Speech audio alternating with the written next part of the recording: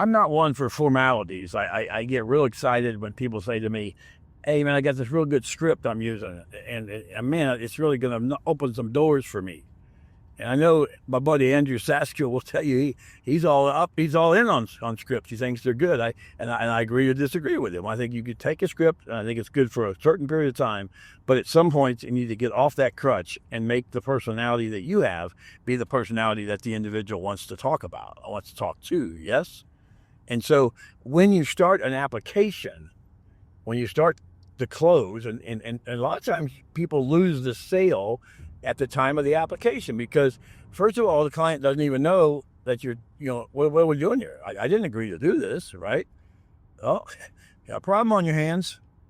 And now you got to say, what do you mean you didn't do? We just went over everything. You said this is what you wanted to do. I went over your problems and we could solve it with a simple thing, right? And I'm not saying that my process is any better than just going for the jugular, because I've seen people do that. They go right at it. Hey, we're going to write this up, get you going, and here we go. A lot of times I'll start with the beneficiary question. I'll be like, you two have been married how long? And they tell us, when did you get married? And they tell me, and I'm listening. I said, well, let me ask you a question.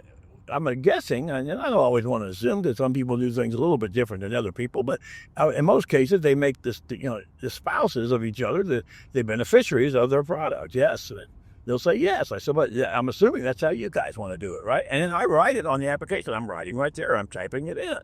And then I'll say, I said, Jennifer, I said, you look like, you look to me, you look a little bit younger than Bob. Are you younger or is Bob older than you?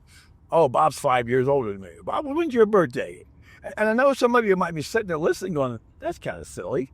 But you see how I'm breaking through the ice without being real formal about it?